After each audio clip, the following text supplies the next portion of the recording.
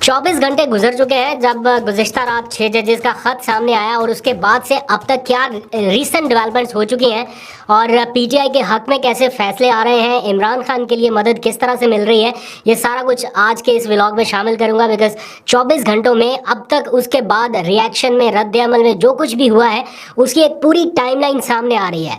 हर जगह पे ये चीज़ डिस्कस हो रही है। इवन मीडिया, डरा सहमा मीडिया भी अब डिस्कस कर रहा है, टॉक शोज़ हो रहे हैं, हेडलाइंस में चल रहे हैं। और मैं तो बल्कि ये देख रहा था कि वो मीडिया जो इमरान खान की तस्वीर भी नहीं चला सकता, नाम लेना भी बड़ा मुश्किल है, ख़बरें भी बानी पीटीआई के नाम से मंसूब करके चलानी पड़ती हैं, वो भी इसको इस तरह से ब्रेकिंग न्यूज़ में नशर कर रहे हैं कि जैसे ये बहुत बड़ी खबर है और मीडिया के लिए कुछ नया है।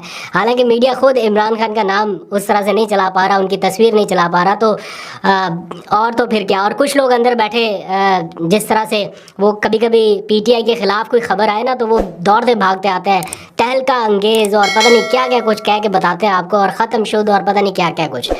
और वो अब जिस तरह से बता रहे हैं इस चीज़ को, जिस तरह से काउंटर करने की कोशिश कर रहे हैं, वो भी सबके सामने, वो भी मीडिया के ही लोग हैं जो इमरान खान की तस्वीर नहीं चला सकते, वो भी इस चीज़ के मामले को लेके किस तरह से प्ले कर रहे हैं आपके सामने, आपने फैसला करना है। और फिर इस मामले के बाद पीटीआई के हक में आने वाला पहला फैसला वो भी chief justice Islamabad high court Aamir Farooq की तरफ से, क्योंकि ये जो कुछ हुआ ये कोई मामूली चीज़ नहीं है, ये एक बॉम्बशेल था और यूँ कह लीजिए कि अदालती तारीख का एक बड़ा ज़लज़ला था जिसके आफ्टर शॉक्स अभी भी जारी हैं। तकरीबन पूरी हाई कोर्ट एक तरफ खड़ी हो गई, यानी 8 जजेस हैं तो उनमें से 7 जजेस जो हैं वो बज़ाहिर एक तरफ खड़े नज़र आए। एक जज ने ख़त नहीं लिखा, अलग मैटर हो सकता है, लेकिन उनके जो रिमार्क्स या उनके जो डिसीजंस हमने देखे हैं वो भी सबके सामने है। तो बज़ाहिर ऐसा लग रहा है कि पूरी हाई कोर्ट एक साइड पे खड़ी हुई और उसके बाद होने वाला फुल कोर्ट इजलास जो कि चीफ जस्टिस काजी फाइज ईसा, पाकिस्तान के चीफ जस्टिस की सरबराही में अब से कुछ देर पहले ख़त्म हुआ। फिर जो अदलिया की तंजीमें हैं वो किस तरह से मुतहर्रिक हुई, एक के बाद एक high court bar, supreme court bar, उनके एलामिये जारी हो रहे हैं, तहकीकात का मुतालबा किया जा रहा है। तो ये एक टर्निंग पॉइंट साबित हो सकता है अदलिया की तारीख के लिए, या जो इस वक्त नज़र आ रहा है अनप्रेसिडेंट है। और अदलिया की बहाली या अदलिया की साख की बहाली के लिए जो एक तहरीक हम सुनते आ रहे हैं, ये उसके लिए बड़ा अहम हो सकता है। फिर मौलाना फजलुर रहमान का रात गए सहरी के करीब एक ऐसा बयान जिसने हुकूमत के लिए मुश्किलात खड़ी कर दी। तो ये सारी चीज़ें एक एक करके डिस्कस करते हैं। सबसे पहले तो आपको बता दूं कि अब से कुछ देर पहले सुप्रीम कोर्ट ऑफ पाकिस्तान का फुल कोर्ट इजलास ख़त्म हुआ। इतलात ये थी कि जब ये मैं व्लॉग शुरू करने लगा कि कोई एलामिया आएगा, अभी तक नहीं आया। अगर आ गया एलामिया तो उसके बारे में नेक्स्ट व्लॉग में डिस्कस कर लेंगे, लेकिन उसमें तमाम के तमाम जो सुप्रीम कोर्ट के जजेस हैं उन्होंने शिरकत की है और जायज़ा लिया गया इन 6 जजेस की शिकायत का या उनके जो तहफ़्फ़ुज़ात है उसके हवाले से। चीफ जस्टिस काजी फाइज ईसा ने अपना ओहदा संभालने के साथ ही एक पहला फुल कोर्ट इजलास बुलाया था ताकि वो तमाम जजेस को बिठा के प्रैक्टिस एंड प्रोसीजर बिल के हवाले से कार्रवाई को देख सकें, और उसके बाद ये दूसरा फुल कोर्ट इजलास हुआ। तो गैर मामूली इजलास तो है, अब देखते हैं इसमें क्या डिसीजन होता है। फिर इसी सारे मामले के दौरान आज सुबह पाकिस्तान तहरीक इंसाफ की क़यादत ने एक प्रेस कॉन्फ्रेंस की, एक लंबी चौड़ी press conference. Umar Ayub, barrister Gauhar, ये सब लोग बैठे और इन्होंने भी तहकीकात का मुतालबा किया और साथ ही इन 6 जजेस की प्रोटेक्शन का भी मुतालबा किया।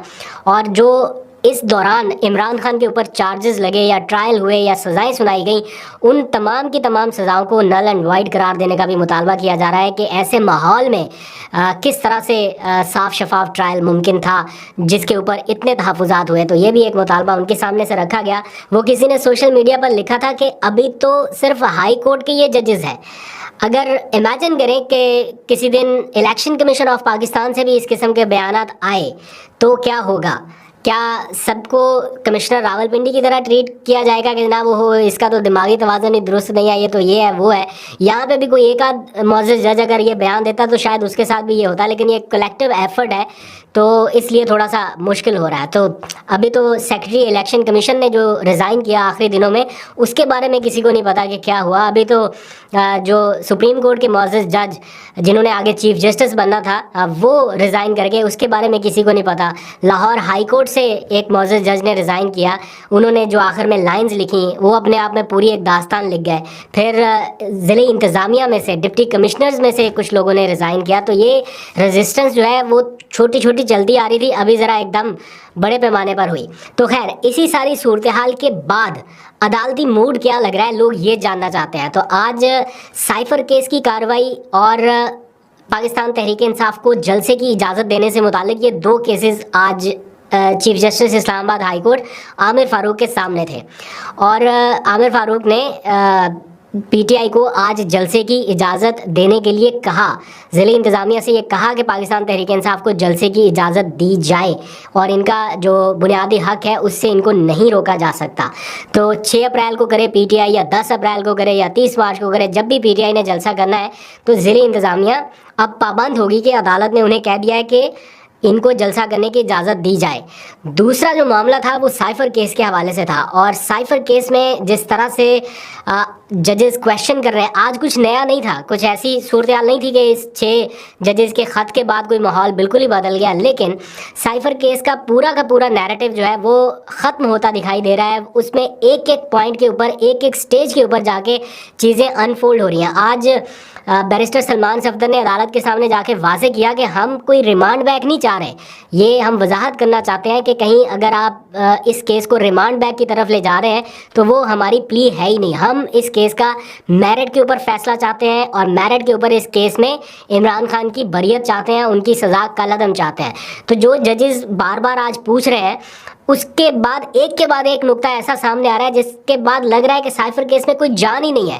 یعنی جن 9 لوگوں کے پاس سائفر گیا ان میں سے صرف ایک بندے نے سائفر کی کاپی جن کے پاس گئی ان میں سے ایک شخص نے, جو کہ پریزیڈنٹ عارف الوی تھے, انہوں نے سائفر کی کاپی واپس کی, باقی کسی نے بھی نہیں کی. تو مقدمہ کس کے اوپر ہوا؟ صرف عمران خان کے اوپر اور شاہ محمود قریشی کے اوپر. پھر جو سب سے امپورٹنٹ چیز تھی وہ یہ کہ عدالت نے آج یہ پوچھا کہ کیا اس کیس میں جو کاروائی ہے وہ عدالتی اوقات کار کے بعد بھی چلائی گئی, یعنی 8 سے 3 بجے تک کا جو عدالت کا وقت ہے اس کے بعد بھی چلائی گئی. تو عدالت کے سامنے ساری چیزیں آئی کہ جناب رات 9 بجے, رات 10 بجے, رات 11 بجے تک عدالتیں لگیں اور اس دوران تک ٹرائل ہوا. 5 دنوں کے اندر 3 ٹرائل اور 3 سزائیں سنائی گئیں. تو یہ ساری چیزیں بھی آج ڈسکس ہوئیں کہ عدالتی اوقات کار کے بعد بھی یہ چیزیں جو ہے وہ چلتی رہی. شام 6 بجے, 7 بجے, 8 بجے, 10 بجے اور 11 گھنٹے تک روزانہ کی بنیاد پر عدالت لگائی گئی. تو یہ جو سارے پوائنٹس ہیں یہ عمران خان کا کیس سٹرانگ کر رہے ہیں اور یہ سائفر کیس پورے کا پورا نیریٹو ختم کر رہے ہیں. اور پھر سب سے اہم چیز کہ سائفر ایز اٹ جس کی اوریجنل کاپی دفتر خارجہ میں موجود ہے وہ کسی جج کے سامنے جب گیا ہی نہیں, جب کسی کو پتہ ہی نہیں ہے کہ جو عمران خان نے کہا وہ میچ بھی کر رہا ہے وہ سائفر سے یا نہیں کر رہا ہے, یا سائفر کے واقعی مندرجات لیک کیے گئے یا نہیں, وہ تو تب پتہ چلے گا نا جب کسی کے پاس اوریجنل سائفر کسی نے پڑھا ہوگا, جج صاحب نے پڑھا ہوگا. تو جب سائفر رکھا ہی نہیں گیا کسی کے سامنے تو کیسے کسی نے ڈیسائیڈ کر لیا کہ یہ جناب کوئی سیکرٹ ایکٹ کی خلاف ورزی ہو گئی. تو یہ ساری چیزیں جو ہے اس سے لگ رہا ہے کہ سائفر کیس اب نہیں سٹینڈ کر پائے گا اور آنے والے چند دنوں میں آپ اس کا ڈیسیژن ہوتا دیکھیں گے. اب آ جائیے اگلا ایک اور معاملہ. آج 9 مئی کے 31 ملزمان کو تقریباً 10 مہینے کے بعد ضمانت مل گئی ہے. یہ بھی پی ٹی آئی کے حق میں ایک اچھا فیصلہ آیا کہ اتنے ٹائم سے جن کی ضمانتیں بار بار مسترد ہو رہی تھی, بار بار جوڈیشل ہو رہے تھے, آج ان میں سے 31 لوگوں کی ضمانت ہوئی. اور نام لے کر جب پکارا جا رہا تھا کہ اس کی بھی ضمانت ہو گئی, اس کی بھی ضمانت ہوگی, تو آس پاس کھڑے لوگوں کے چہرے دیکھنے کے قابل تھے, لوگ خوش تھے. تو یہ بھی ایک پازیٹیو ڈیولپمنٹ ہے. عثمان ڈار کا نام ای سی ایل میں تھا, یا شاید ای سی ایل میں نہیں تھا, ایک اور لسٹ ہوتی ہے PNIL شاید, وہ کنٹرول لسٹ یہ ہے کہ آپ بیرون ملک نہیں جا سکتے. آج ان کو بیرون ملک جانے کی اجازت مل گئی, مشروط اجازت لیکن مل گئی کہ وہ عمرہ کر کے آ سکتے ہیں. تو یہ بھی ایک طرح سے اچھا فیصلہ آیا. لیکن اسی سارے معاملے کے دوران جو حکومت کے لیے مشکل صورتحال ہے, بہت مشکل ہونے والا ہے, وہ یہ کہ مولانا فضل الرحمان نے اب یہ فیصلہ کر لیا ہے کہ وہ اس پورے سسٹم کا حصہ نہیں رہ سکتے, نہیں بن سکتے. نہ وہ ضمنی انتخاب میں حصہ لینے جا رہے ہیں, نہ وہ کسی کو ووٹ دے رہے ہیں, نہ کچھ کر رہے ہیں. وہ اب احتجاجی تحریک شروع کرنے کا اعلان کر چکے ہیں. آج سحری کے ٹائم صبح انہوں نے یہ ویڈیو بیان جاری کیا اور اس میں انہوں نے کلیئر کر دیا کہ وہ اس حکومت کو بھی نہیں مانتے, سسٹم کو بھی نہیں مانتے اور ریزسٹنس کریں گے, اور وہ اپنی احتجاجی تحریک شروع کرنے جا رہے ہیں. عید کے فوراً بعد بلوچستان سے اس کا آغاز ہوگا, پھر سندھ اور پھر یہ خیبر پختونخوا کی طرف رخ کریں گے، اور مجھے ایسا لگتا ہے کہ جب خیبر پختونخوا کی طرف مولانا بڑھیں گے تو وہ شاید کسی سٹیج پہ پاکستان تحریک انصاف بھی ان کے ساتھ کھڑی نظر آئے، کیونکہ وہ جو ایک بیریئر تھا کہ رابطہ کیسے ہو، وہ بیریئر تو پی ٹی آئی نے ختم کر دیا، تو وہ اب پہنچ گئے۔ عمران خان کی ایک ویڈیو دیکھ رہا تھا کہ اپنے نظریے کے اوپر کمپرومائز نہیں کرنا، لیکن نظریے تک پہنچنے کے لیے جو راستے میں ہرڈلز ہیں ان پہ کمپرومائز کیا جا سکتا ہے، تو نظریے کے اوپر یا مقصد کے اوپر یا آبجیکٹ کو اچیو کرنے کے لیے پی ٹی آئی اب کچھ بھی کرے گی وہ جائز ہی ہے ان کے لیے۔ ان کو اب کوئی جتنا وہ سہ چکے ہیں، اب کوئی ان کے اوپر کویشچن بھی نہیں اٹھا سکتا کہ آپ تو یہ کہتے تھے تو آپ نے یہ کر دیا، آپ یہ کہتے تھے تو آپ نے یہ کر دیا، اب لوگ اس چیز سے نکل گئے۔ تو یہ موجودہ حکومت کے لیے مشکل ہوگی، کیونکہ سب لوگوں کا یہ تجزیہ ہے کہ اگر مولانا فضل الرحمان جیسی سیاسی قوت وہ حکومت مخالف کھڑی ہو گئی تو پھر حکومت کا چلنا مشکل ہوگا۔ تو یہ کچھ ایشوز ہیں۔ مولانا نے تو کہہ دیا کہ ہم عوامی اسمبلی جو ہے وہ لگانے جا رہے ہیں، تو عوامی اسمبلی جو ہے وہ ایوان کے اندر رہے گی یا ایوان کے باہر رہے گی، اس کا فیصلہ ہوگا، لیکن ٹف ٹائم از اہیڈ۔ تو فاسٹن یور سیٹ بیلٹ اور بہت ساری چیزیں آپ کے پاس آنے والی ہیں، آپ کو اپڈیٹ کروں گا۔ ابھی تک کے لیے اتنا ہی، اپنا بہت سا خیال رکھیے، اللہ حافظ۔